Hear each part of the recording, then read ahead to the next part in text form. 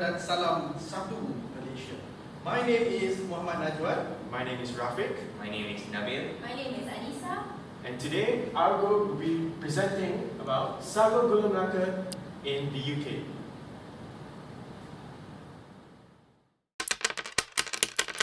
Okay, now let's talk about the background of Sago Gula Melaka. So where do you think Sago Gula Melaka came from? Yes, you guessed it right. It originated from Melaka. As we all know back from the history, Melaka houses or had settlements of the Chinese Malays, which are called the Baba Nyonyas. So let me talk about the Sago Gula Melaka. In Melaka, the Sago Gula Melaka is usually eaten on a very hot day or after a hot meal because it gives you the cooling effect. It cools down your body so you feel refreshed. Sometimes it's also called cuci mulut or pencuci mulut, which means it cleanses your palate. Okay, now let's talk about Sago Gula Melaka. Sago Gula Melaka is a popular dessert in Malaysia that is loved by everyone, okay? So there are three main ingredients that are needed to make Sago Gula Melaka. Yes, you guessed it. Sago, Gula Melaka, and also coconut milk. Well, it is usually served chilled, and sometimes if you feel a bit fancy, we would add like condiments such as mangoes, pineapples, or sometimes even durian. So let's just imagine this.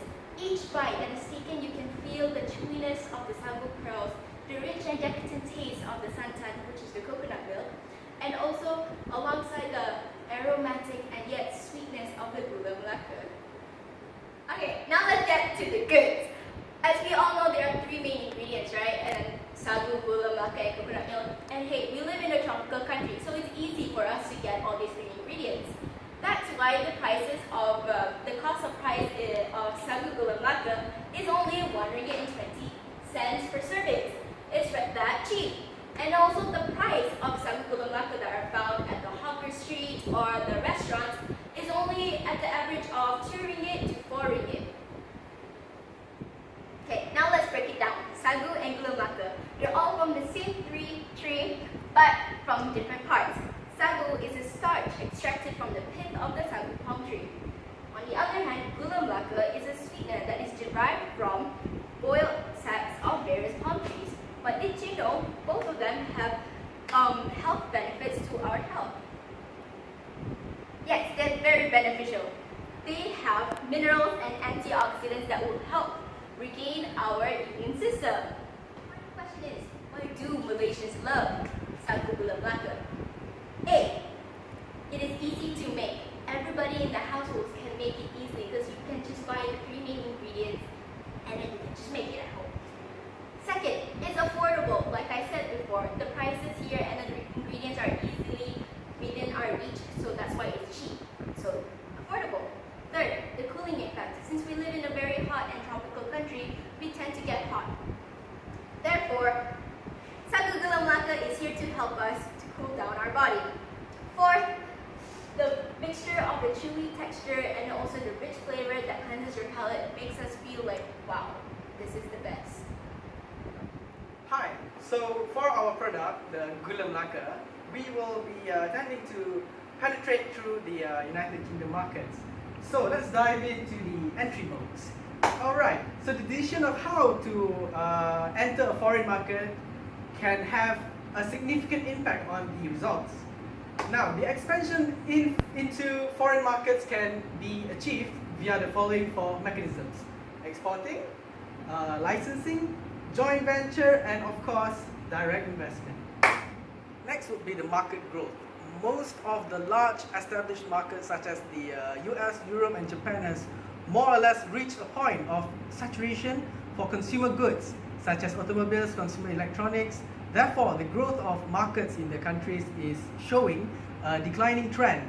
Therefore, from the perspective of a long-term growth, firms invest more resources in markets with high growth potential.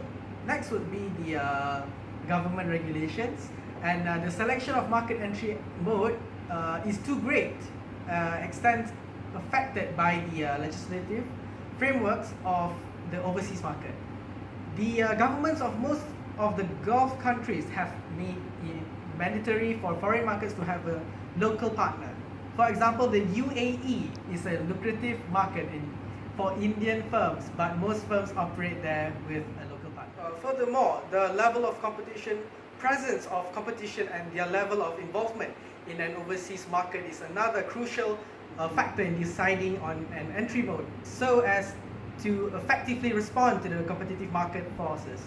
This is one of the major reasons behind auto companies setting up their operations in India and other emerging markets so as to effectively respond to global competition. Next, we'll talk about the physical infrastructure. Now, the level of development of physical infrastructure such as roads, railways, telecommunications, financial institutions and marketing channels is a precondition for a company to commit more resources to an overseas market. The level of infrastructure development, both physical and institutional, has been responsible for major investments in Singapore, Dubai and Hong Kong. As a result, these places have developed an international marketing hub in the Asian. Now, the level of risk is another external factor that should be revised before making a decision to enter a foreign market. So, from the point of view of entry mode selection, a firm should evaluate the following risks: the political risk, the economical risk, and the operational risk. So, the political risk, instability, and turmoil dissuades firms from committing more resources to a market. Now, for the economical risk may arise due to volatility of exchange rates of the target market's currency, upheavals in balance of payments, situations that may affect the cost of other inputs for production and marketing activities in foreign markets. International companies find it difficult to manage their operations in markets wherein the inflation rate is extremely high. Operational risk: in case the marketing system in an overseas country is similar to that of the firm's home country, the firm has a better understanding of operational problems in the foreign market in question. So now, for the internal factors, we have the company objectives, the availability of company resources, the level of commitment, the international experience, and the flexibility. So, for the company objectives, the company operating in domestic markets with the limited aspirations generally enter foreign markets as a result of reactive approach to international marketing opportunities. To such cases, companies receive unsolicited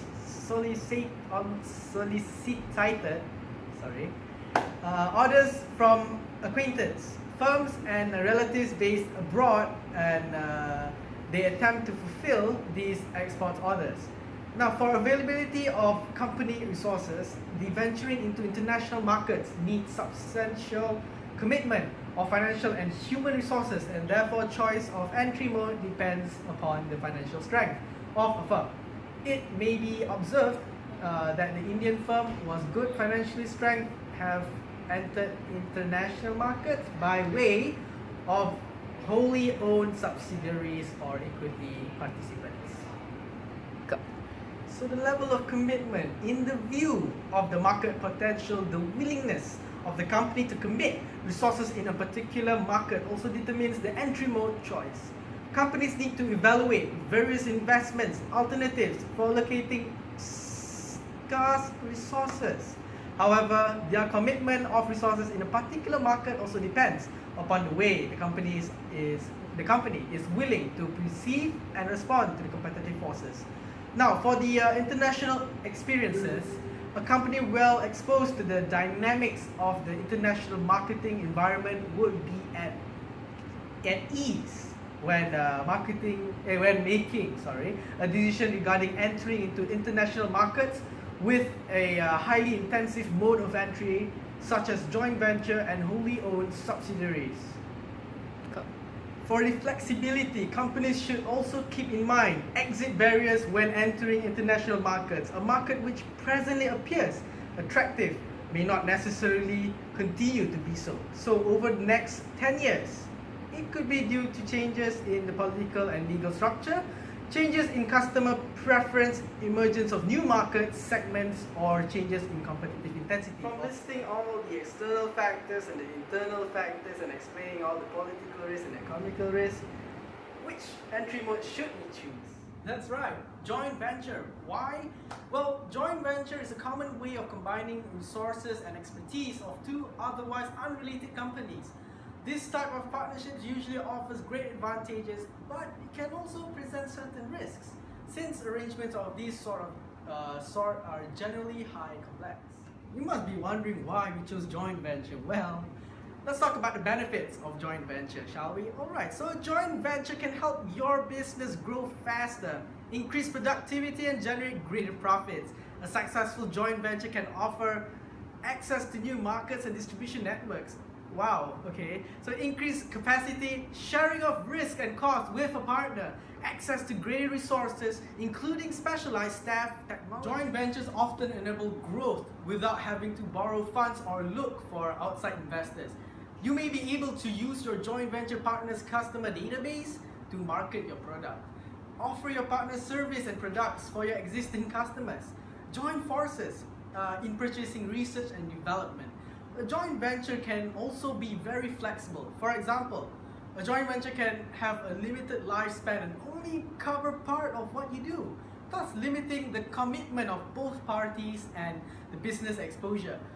Joint ventures are especially popular with businesses operating in different countries. Example, transport and travel industries. Can be for food too, why not, right?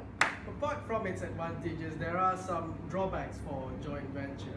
So partnering with another business can be complex. It takes time and effort to build the right business relationship. Problems are likely to arise if the objectives of the venture are not clear and communicated to everyone involved. The partners have different objectives for the joint venture. The partners bring in different levels of expertise, investment or assets into the venture. Different cultures and management styles results in poor integration and cooperation.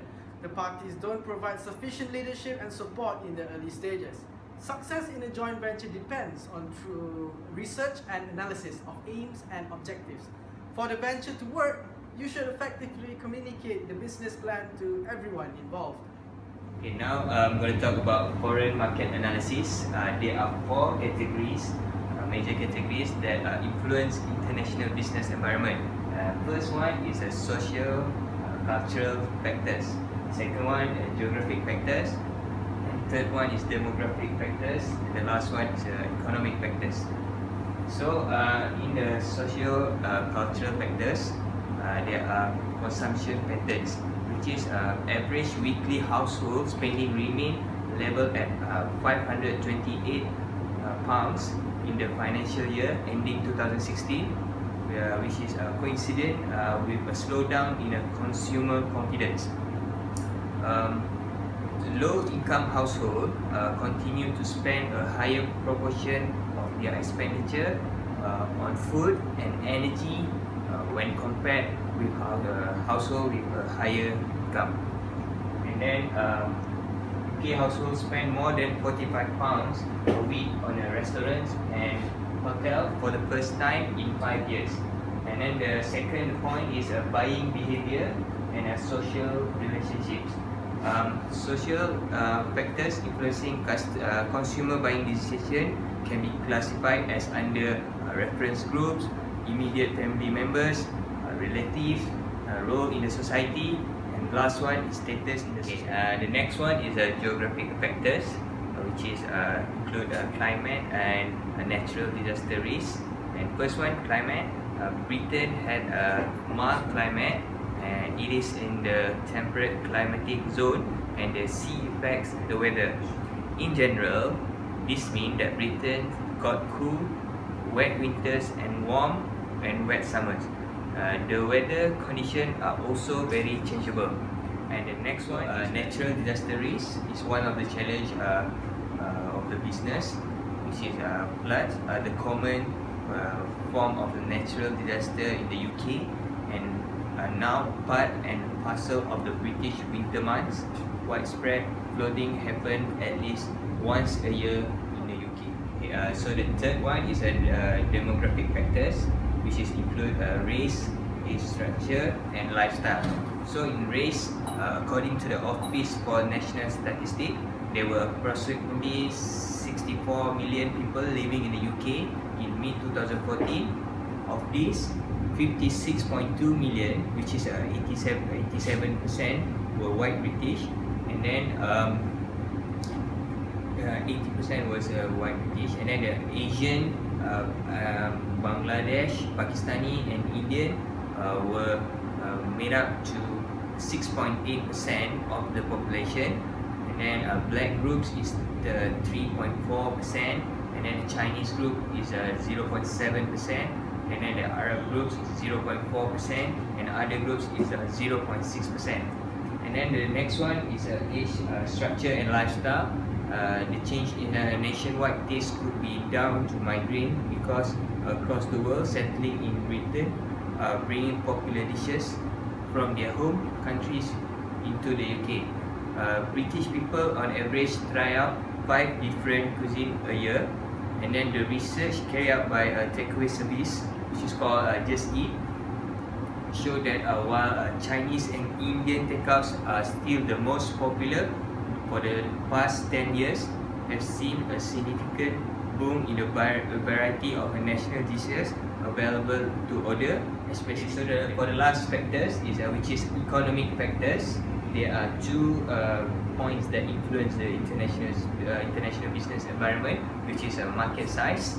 So the UK ethnic food market benefits from strong demand, as in 6 in 10 adults enjoy eating foreign food, and 44% of users are continually looking for new and interesting ethnic foods. A variety of factors have supported the interest, including an increasingly multicultural Britain, growth in international level, and visibility of new cuisine types in the food service and media, and wider choice in stock. So, and the last one is a high inflation rate, which is give business competitiveness. If one country have a much higher inflation than others for a considerable period of time, this will make its export less price competitive in the world market. Eventually, this may show through in a reduced export orders, lower profits, and fewer jobs, and also in worsening of a country's trade balance. A fall in export can trigger negative multiplier and accelerator effects on national income and employment. So for our target market, there are 3 groups that we are focusing on. First one, Malaysian in UK. There are a lot of numbers student Malaysian in UK. And then the second one is Asian. There are a lot of different ethnic Asian in the UK. And then the last one is local people. The group age that we are focusing on is from young adults to adults, which is from 18 years old to 50 years old. Okay, now I shall talk about the marketing mix. In marketing mix, we have 4 P's, which are price, promotion. Okay, now I shall talk about the first P, which is product. Here in Malaysia, we serve our Sago Gula Melaka with sago pudding, coconut milk, and last but not least, the Gula Melaka itself. But in the UK, we want to change a bit, like enhance the taste or the visual presentation. So for taste, we can add ice cream or fruits just to enhance the flavor itself, and also we can add a bit of food coloring to enhance the visual presentation as well. And in the UK, there's also winter season, so UK people don't like to have something cold during winter season, but we can always serve it in room temperature. Moving on to price, what I would suggest for a pricing strategy for Sago Gula Melaka to go to UK is price penetration strategy, which we set a certain product at a very low price when it's new to the market. Once people start coming in and buy it, since it's cheap and the demand is very high, you can gradually increase the price bit by bit so you can earn money on the run. Okay, now I also talk about place. The first place I would recommend is at a cafe. Since it's a dessert, you can serve it in any cafes in the UK, especially cafes that specialize in desserts. everybody loves to eat desserts, so that's one place that you can try out the Sago Gula Melaka.